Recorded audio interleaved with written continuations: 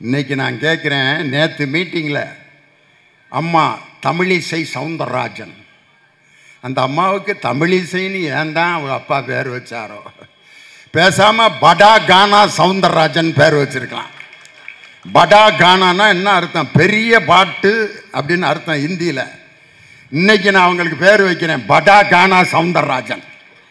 தமிழிசைன்னு ஏன் அந்த மனுஷன் குமரி ஆனந்தன், தமிழ் தென்றல்னு பேர் அவருக்கு.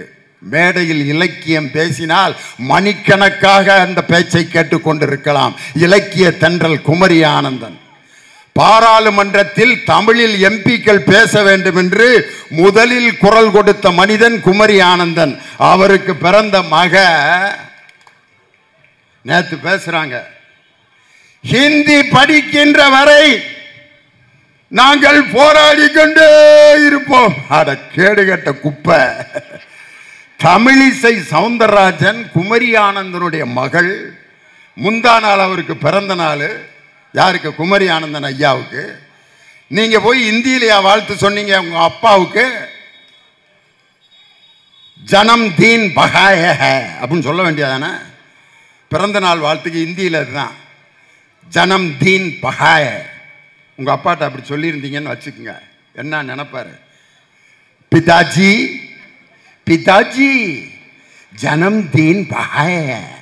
அவர் இப்படியே பார்ப்பாரு, பிள்ளைய நல்லா தானடா பெற்றிருந்தேன், தமிழில் நல்லா பேசுகிறாங்கன்னு சொல்லி தமிழிசைன்லடா என் பிள்ளைக்கு பேர் வச்சேன், இப்போ எனக்கிட்ட வந்து ஜனம் தீன் பகாய அப்படிங்குதுன்ட்டு. நல்லா தானம்மா இருந்த, ஏமா இப்படி ஆயிட்டேன்னு கேட்பாரா கேட்க மாட்டாரா? இன்னைக்கு அவங்க பேசுகிறாங்க.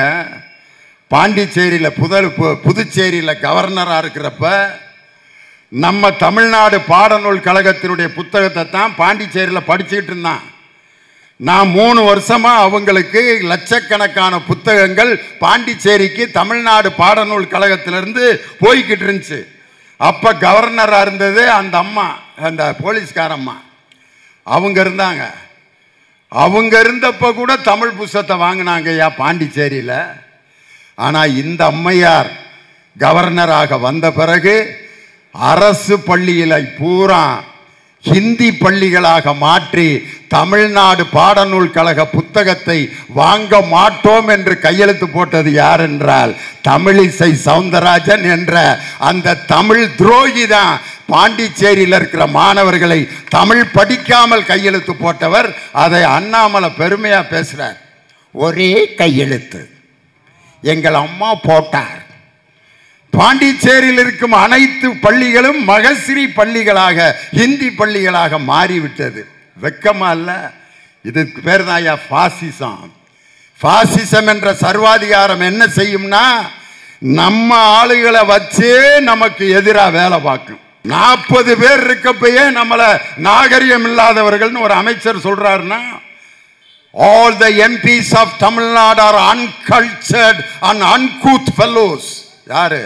தர்மேந்திர பிரதான். 40 பேரும் கொந்தளிச்சுட்டான். காரணம், தமிழர்களுக்கு மானம் உண்டு, ரோசம் உண்டு, சூடு சொரண இருக்கு. உப்பு போட்டு சாப்பிட்றதுனால எந்திரிச்சிட்டான். தொல்லச்சிருவான். பேஸ் மேக்கர் வச்சிருக்கிற வைகோ கூட யூ ஸ்டாப் நான்சென்ஸ் அப்படின்னா அவருக்கே வீரம் வந்து என்ன சத்தம். 40 பேரும் படுத்தின பாட பார்த்துட்டு, தயவு செய்து நான் பேசிய பேச்சுக்கு மன்னிப்பு கேட்டுக்கொள்கிறேன், இந்த பேச்சை 100 முறை மன்னிப்பு கேட்கிறேன்னு ஒரு மத்திய அமைச்சரை மன்னிப்பு கேட்க வைத்த 40 பேர். அதில் 8 பேர் போனால் என்ன ஆகும்? நாளைக்கு வேற கெட்டார்த்த சொல்லி கூட திட்டுவேன் ஒருத்தன். அதை கேட்டுட்டு பேசாமல் வர வேண்டியதான். 40 பேர் நீங்க மற்ற மாநிலத்துக்கு எப்படி விகிதாச்சாரத்தோடு பிரித்து தருகிறீர்களோ அதே மாதிரி எங்களுக்கும் தர வேண்டும் என்று தென் மாநிலம், பஞ்சாப், மேற்கு வங்காளம் உள்ளிட்ட அனைத்து மாநில முதலமைச்சர்களையும் கூட்டி மீட்டிங் போடுற தில் உள்ள ஒரு தலைவர் நம் தளபதியார் மட்டும்தான். அகில இந்திய அளவில் அவருக்கு இன்னைக்கு மிகப்பெரிய பேர். இன்னைக்கு பாஜகவினுடைய தலைவர் அண்ணாமலை தம்பி சொல்றாரு, எங்கள் நரேந்திர மோடியை பார்த்துங்கண்ணா உலகமே பயப்படுதுங்கண்ணா, அவர் அப்படியேப்பட்டவருங்கண்ணா, ஆமாங்கண்ணா, போங்கண்ணா, வாங்கண்ணா, இல்லைங்கண்ணா. நரேந்திர மோடியை பார்த்து உலகமே பயந்ததை தான் நாங்கள் பார்த்தோம்ல. இன்னைக்கு நான் கேட்குறேன், ஒன்றிய பிரதமர் ஐயா நரேந்திர மோடி அவர்களே, நீங்கள் எங்களை ஹிந்தி படிக்கணும்னு சொல்கிறீங்களே, உங்கள் தாய்மொழி என்ன? குஜராத். அந்த மொழியில் நீங்கள் ஏன் பேச மாட்டேங்கிறீங்க? உங்கள் தாய்மொழியையே உங்களை பேச விடாமல் உங்களை தடுத்து வைத்திருப்பது ஹிந்தி என்ற அரக்கன். உங்கள் மொழியவே நீங்கள் பேச முடியலையே. குஜராத் மொழி என்ன ஆச்சு? சரி, அமெரிக்க அதிபர் ட்ரம்ப், அவரை போய் பார்க்க போறீங்களே, ஹிந்தியில போய் பேசுவீங்க? அவர்கிட்ட இங்கிலீஷில் பேசினாலே புரியாது அவருக்கு. ஏன்னா அமெரிக்காக்காரங்க எப்படி இங்கிலீஷ் பேசுவாங்கன்னு தெரியும். ட்ரம்ப் எப்படி பேசுவார் பார்த்துருக்கீங்களா?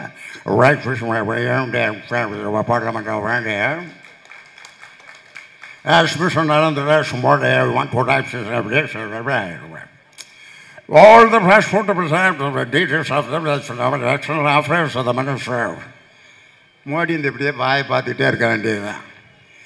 நரேந்திர மோடியும் ட்ரம்ப் அவர்களும் உட்கார்ந்துருக்கிறப்ப பின்னால் 2 பேர் இருப்பாங்க. யார் தெரியுமா அவங்க? ட்ரம்ப் பேசுகிற இங்கிலீஷை ஹிந்தியில் டிரான்ஸ்லேட் பண்ணுறதுக்கு ஒரு ஆள் உட்காந்துருப்பேன். ட்ரம்ப் பேசுவார், அவன் கேட்டு நரேந்திர மோடிகிட்ட ஹிந்தியில் சொல்லுவான். நம்ம நாட்டில் இருக்கக்கூடியவர்கள் பாஸ்போர்ட் இல்லாமல் இங்கே நிறைய பேர் குடியிருக்கிறார்கள், அதை பற்றி என்ன செய்யலாம் அப்படின்னு கேட்குறாருங்க அப்படின்னு ஹிந்தியில் சொல்லுவார். ஒன்று நரேந்திர மோடி ஹிந்தியில் சொல்லுவார், அதை ட்ரம்ப்புக்கிட்ட Narendra Modi details of the passport. இன்னைக்கு நான் கேட்குறேன், ட்ரம்ப்புக்கிட்ட போய் ஹிந்தியில் பேச வேண்டியானா? அங்கே உங்களுக்கு ஆங்கிலம் தேவைப்படுகிறது. ஆனால் எங்களை மட்டும் ஆங்கிலம் படிக்காத ஹிந்திங்கிற 3ஆவது மொழியை படித்து நாசமாக போங்கடான்னு சொல்வது என்னையா? அநியாயம் இல்லையா? இன்னைக்கு நரேந்திர மோடியை பார்த்து இந்திய உலகமே பயப்படுதுன்னாரு. நம்ம இந்தியர்கள் அங்கே தவறுதலாக தங்கியிருந்தவனை எப்படியா கூட்டிகிட்டு வந்தாங்க? காலில் விலங்கு மாட்டி, கையிலையும் விலங்கு மாட்டி இப்படி வர்றான். வெக்கமால ஒன்றிய பிரதமர் நரேந்திர மோடியை கேட்குறேன், நம்ம நாட்டினுடைய தவறு செய்தவர்களை காலிலும் கையிலும் விலங்கு மாட்டி ட்ரம்ப் அனுப்பி வைக்கிறாரு. வெட்கமில்லாமல் அவரிடம் அமர்ந்து நீங்கள் பேசிக் கொண்டிருந்தீர்கள். ஆனால் இன்னொரு நாட்டில் நாங்க பிளைட் அனுப்பி எங்க மக்களை நான் கூட்டுக்கிறேன், நீ விலங்கு போட்டு அனுப்ப வேண்டாம்டான்னு சொரணை உள்ள இன்னொரு நாடு ட்ரம்ப் கிட்ட சொன்னுச்சு. நரேந்திர மோடி நம்ம மக்கள் எப்படி வந்தாங்கன்னு டிவியில் காமிச்சாங்க, பார்த்தீங்களா?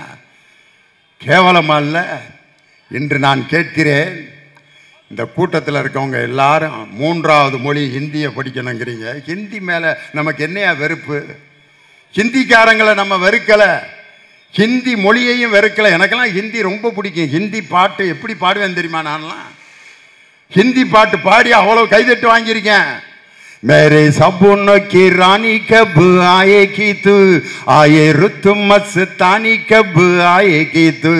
ஹிந்தி தெரியாது, ஆனா பாடுறேன். चुरा लिया है तुमने जो दिल को, नगर नगे सुराना सनम. मैं शायर तो नहीं मगर ऐसी जब से देखा मैंने तुझको मुझको शायरी आ गई. ஹிந்தி தெரியாது, பாடுறேன். ஹிந்தி பாட்டையோ ஹிந்தி மக்களையோ ஹிந்தி மொழியையோ வெறுக்கவில்லை. ஆனால் எங்களை நீங்கள் கட்டாயம் ஹிந்தி படிக்கணும்னா தமிழ் மொழி அது 3ஆம் தர மொழியாக போய்விடும் என்பதற்காகத்தான் ஹிந்தியை எங்கள் மீது திணிக்காதீர்கள்னு நம்ம சொல்றோம். பஸ்ஸில் ஏறி உட்காருவோம். முதல்ல சீட்டில் யாருமே இல்லை, வெறும் பஸ்ஸு. எங்கே போய் உட்காருவோம் நம்ம? ஒரு பஸ்ஸில் வெறும் பஸ்ஸு. எந்த சீட்டை பிடிப்போம்? யோசனை பண்ணி பாருங்க. எல்லாம் ஓரத்திலே தான் உட்காருவோம். ஏன் ஓரத்தில் உட்காடுறோம்? யார் பஞ்சாயத்தும் இருக்காது. ஒரு பக்கம் அப்படி வேடிக்கை பார்த்துக்கிட்டு காற்று எல்லாம் வரும். அதுக்கடுத்து வர்றவன் எங்கே உட்காருவான் தெரியுமா? சென்டரில் உட்காருவான். இந்த ஓரத்தில் உட்காருவான். சென்டர் மட்டும் காலியாகவே இருக்கும். ஏன் தெரியுமா? அந்த சென்டரில் உட்காந்துருக்கவன இந்த 2 பேரும் கொலை அத்துருவாங்க. இந்த நடுவில் உட்காருவான் ஒருத்தன். இவன் தலை முழுதும் சொலன்னு எண்ணெயை தேய்ச்சிட்டு வந்து தூங்கி நச்சுன்னு இப்படி கழுத்தில் விழுவான். எப்படி இருக்கு அவனுக்கு? டேய் எந்திரா, சாரி பிரதர். சில பேர் தூங்கி சலுவாயெல்லாம் ஒழுக விட்டுருக்கான் என் மேலே. இன்னொருத்தன் இந்த பக்கம் அவனை திட்டிக்கிட்டு இருக்கேன், மடியில் படுத்துட்டான் ஒருத்தன் இந்த பக்கம் அங்கிட்டு இருக்கவன். அந்த நடுவில் நான் பட்ட பாடு. நின்றுக்கிட்டாவது வந்துடலாம்டா, நடுவில் உட்கார வேணாம்டான்ட்டு. இந்த 3 சீட்டில் 2 பேர் சந்தோஷமாக உட்காந்துருக்கிறப்ப தண்டி ஒரு ஆள் நடுவில் வந்து உட்காந்தான்னா இந்த 2 ஓரத்தில் இருக்கவனும் ஒருத்தன் கீழே விழுவான், இன்னொருத்தன் அந்த பக்கம் நசுங்கி ஒன்றும் இல்லாமல் போயிடுவான். இதைத்தான் நம்ம சொல்கிறோம். ஒரு 3 சீட்டு உட்கார்ற இடத்துல 2 பேர் நல்லா உட்கார்ந்துருக்கிறப்ப 3ஆவதா ஒரு தடியை வந்து உட்கார்ந்தா அந்த ஓரத்தில் இருக்கவன் எப்படி கீழே விழுவானோ அது போலதான் 2 மொழி, ஆங்கிலம் தமிழ் என்ற மொழி நமக்கு 2 போதும். உலகம் முழுவதும் நம்ம போய் அறிவை விரிவு செய்யலாம்யா. இசைஞானி இளையராஜாக்கு ஹிந்தி தெரியுமா, சமஸ்கிருதம் தெரியுமா? சமஸ்கிருத பாட்டு அப்படி பாடுவார் இசைஞானி இளையராஜா. பார்த்துருக்கீங்களா? அது என்ன, தாய் மூகாம்பிகை படத்தில் ஒரு சமஸ்கிருதம் பாட்டு பாடுவார். சிவசத்யாயித்தோ அதிபிரபவித்தும் சத்த பிரபவித்தும்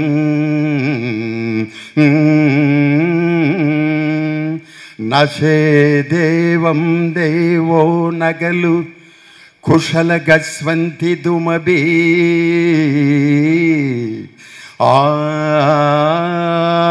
ஆதஸ்வாம் ஆராத்யாம் ஹரிஹர விரிஞ்சாதி பிரவி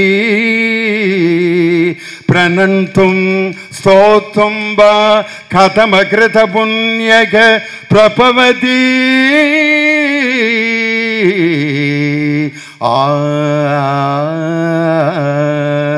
जननी जननी जगमनी अगमनी जगत्कारणिनी பரிபூரணினி. எதுக்கு கைதட்டினீங்க? இப்ப உங்களுக்கு ஏதாவது புரிஞ்சா? லியோனி அந்த பாட்டை இவ்வளவு நல்லா பாடுறாரேன்னு சொல்லி தான் கைதட்டினீங்க. இசைஞானி இளையராஜா சமஸ்கிருதத்தில் பாடியிருக்காரு. எல்லா ராகத்திலையும் பாட்டு போட்டிருக்காரு. மோகன ராகத்தில் அவர் போடாத பாட்டா? நின்னு கோரி வர்ணம் வர்ணம் மோகன ராகம். கண்மணியே காதல் என்பது கற்பனையோ காவியமோ கண் வரைந்த ஓவியமோ எத்தனை எத்தனை இன்பங்கள் நெஞ்சினில் பொங்குதம்மா பல் சுவையும் சொல்லுதம்மா. மோகன ராகம். கல்யாணி ராகத்தில் போட்டிருக்காரு, கானடா ராகத்தில் போட்டிருக்காரு. பூமாலை வாங்கி வந்தான் பூக்கள் இல்லையே, கானடா ராகம். இது ஒரு பொன்மாலை பொழுது வானமகள் நாணுகிறாள், கேதார ராகம். எந்த நெஞ்சில் நீங்காத தென்றல் நீதானா, எண்ணம் எங்கும் நீ பாடும் திரு திருதில்லானா. நளின காந்தி இந்த ராகத்துக்கு பேரு. சொர்க்கமே என்றாலும் அது நம்மூரை போல வருமா, என் நாடு என்றாலும் அது நம் நாட்டு கீடாகுமா. பல தேசம் முழுதும் பேசும் மொழிகள் தமிழ் போல் இனித்திடுமா. சொர்க்கமே என்றாலும் அது நம்மூரை போல வருமா. ஹம்சநாதம் இந்த ராகத்துக்கு பேரு. எத்தனை பாட்டு. தூங்காத விழிகள் 2 உன் துணை தேடும் நெஞ்சம் 1 வெண்பூ மஞ்சம் விரித்தாலும் பன்னீரை தெளித்தாலும் ஆனந்தம் எனக்கேது அன்பே நீ இல்லாது. அமிர்தவர்ஷினி இந்த ராகத்து பேரு. மலர்களே நாதஸ்வரங்கள் மங்கள தேரில், ஹம்சதுவனி இந்த ராகத்து பேரு. மாஞ்சோலை கிளிதானோ மாண்டானோ வேப்பந்தோப்பு குயிலும் நீதானோ, சுத்த தினியாசி இந்த ராகத்து பேரு. இவ்வளவு ராகம் தெரிஞ்ச இளையராஜா வெளிநாட்டில் லண்டனில் போய் சிம்பனி என்ற ஆங்கில இசையை இசையமைத்து, ஹிந்தி தெரியாது, சமஸ்கிருதம் தெரியாது, 2 மொழிகளை கற்ற இளையராஜா சிம்பனி இசையை அமைக்கும் போது இளையராஜாவுக்கு ஹிந்தி தெரிஞ்சிருந்தா என்னையா இருக்கும்? ஹிந்தி தெரிஞ்சா போய் இவ்வளவு பெரிய சாதனையை படைச்சிட்டு வந்தாரு. இன்னைக்கு நான் கேட்கிறேன், இளையராஜா வந்தோன்னே கேட்குறாங்க பத்திரிக்கைக்காரங்க. அப்போ சொல்றாரு, என்னை இந்த சிம்பனி இசையமைக்க பிரான்ஸ் நாடு, Holland, Norway, Sweden, Canada, Dubai, Qatar போன்ற நாடுகளிலெல்லாம் என்னை அழைத்திருக்கிறார்கள். இத்தனை நாட்டுக்கு இளையராஜாவை கூப்பிட்டுருக்காங்க. இன்னைக்கு நான் கேட்குறேன், இந்த திருவையாறு ஆராதனை விழான்னு ஒன்று நடத்துகிறாங்கல்ல, அந்த இடத்துல எங்கள் இசைஞானி இளையராஜாவை பாட வையா, நான் ஒத்துக்கிறேன், நீங்கள் வந்து அவருடைய திறமையை மதிக்கிறீர்கள்னு. அங்கே அவா மட்டும்தான் பாட முடியும் தெரியுமா? திருவையாறில்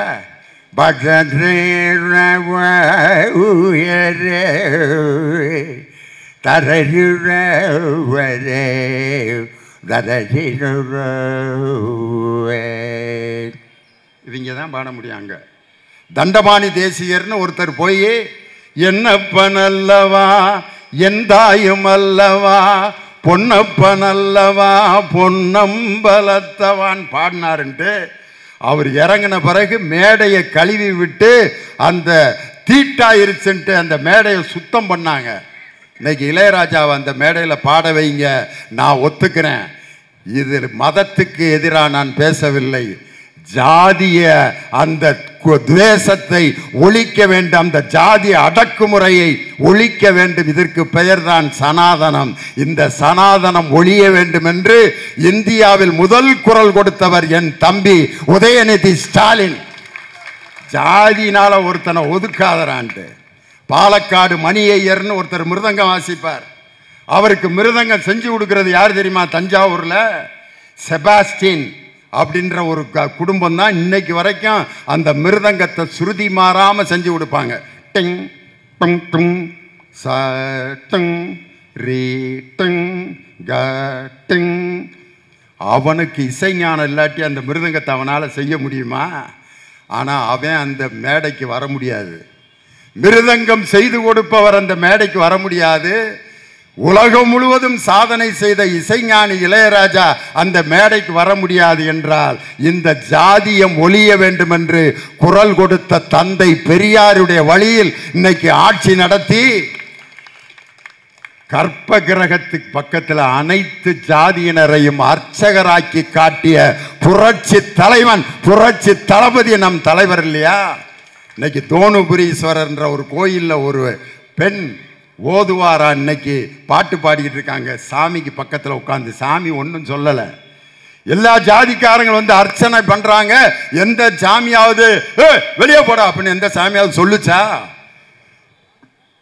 இறைவனுக்கு முன்னால் அனைவரும் சமம் என்ற சமத்துவத்திற்காக கட்சியும் ஆட்சியும் நடத்தி கொண்டிருக்கக்கூடிய ஒரே தலைவர் நம் தளபதி மு.க. ஸ்டாலின் என்ற தலைவர்.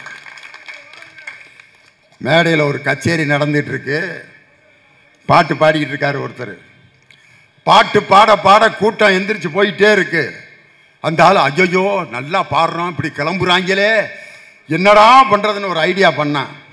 மதுரை அரசாளும் மீனாட்சி அப்படின்னா மதுரைக்காரன் பூரா உட்காந்துட்டான். நம்ம ஊரை பற்றி பாடுறாரா? மதுரையை பற்றி பாடிய அண்ணன் அவர்களுக்கு 100 ரூபாய் அன்பளிப்பு. பாடகர் முடிவு பண்ணிட்டான், ஒவ்வொரு ஊராக பாடினோம்னா வசூல் பண்ணிடலாம்டான்ட்டு தஞ்சாவூர் மண்ணை எடுத்து தாமிரபரணி, தஞ்சாவூர்காரெல்லாம் உட்காந்து அண்ணன் அவர்களுக்கு தஞ்சாவூரை பற்றி பாடியதற்காக 200 ரூபாய் அன்பளிப்பாக கொடுக்குறோம்னா. அதுக்கப்புறம் அடுத்த ஊர் சேலங்கட்டி மாம்பழமே திண்டுக்கல் பலாப்பழமே. சேலத்துக்காரன்னு திண்டுக்கல்காரன்னு ஆளுக்கு 500 ரூபா கொடுத்தான்.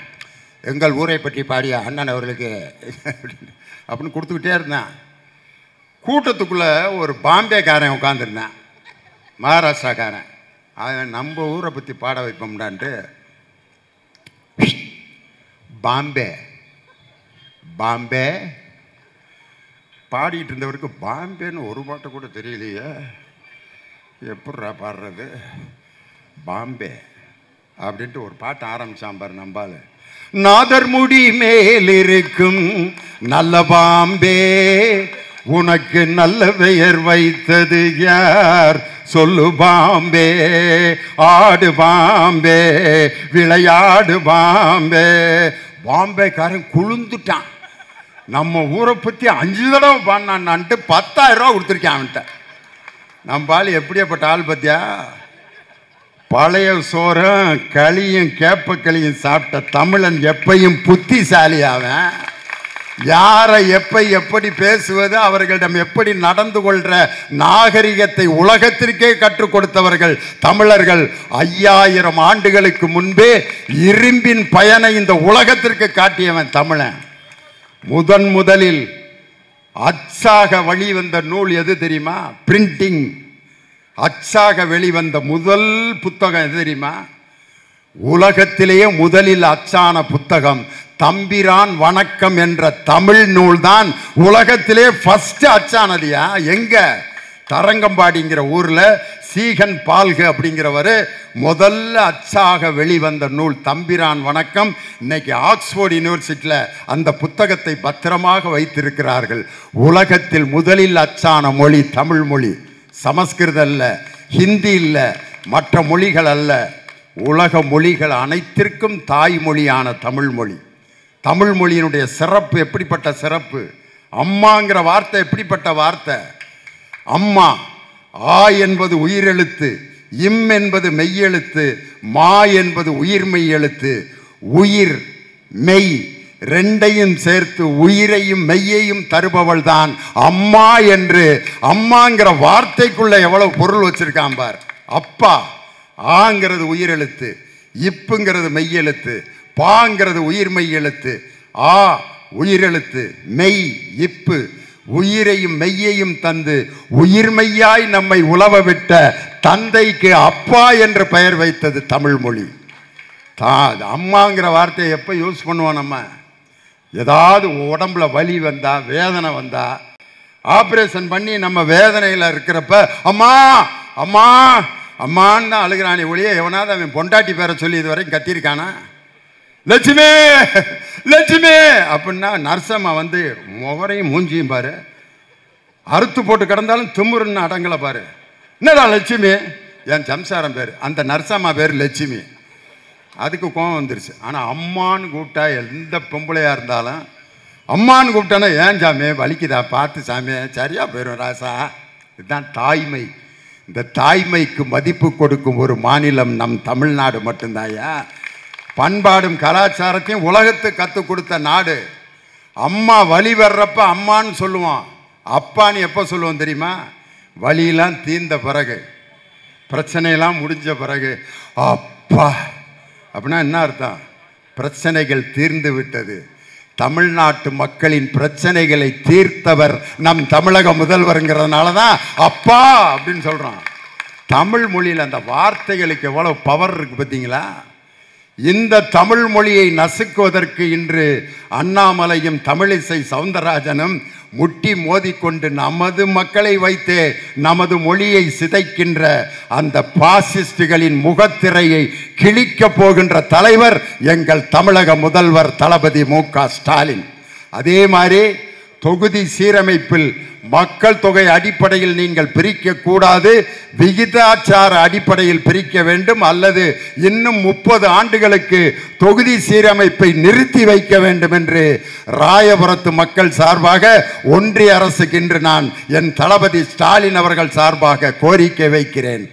தமிழர்களையும் தமிழ் மக்களையும் பாதுகாக்க இன்று இருக்கும் ஒரே தலைவர் நம் தளபதியார் அவர்கள் மட்டும்தான். 2026 ஆகஸ்ட் 15 அன்று 2026 ஆகஸ்ட் 15 அன்று சென்னை கோட்டை கொத்தளத்தில் அன்றும் தேசிய கொடியை ஏற்றப் போவது எங்கள் தளபதி மு.க. ஸ்டாலின் என்று சொல்லி அந்த 234 தொகுதிகளும் திராவிட முன்னேற்ற கழகத்தை வெற்றி பெறச் செய்ய நாம் உழைப்போம் என்று சொல்லி உங்களிடமிருந்து விடைபெறுகிறேன். நன்றி, வணக்கம்.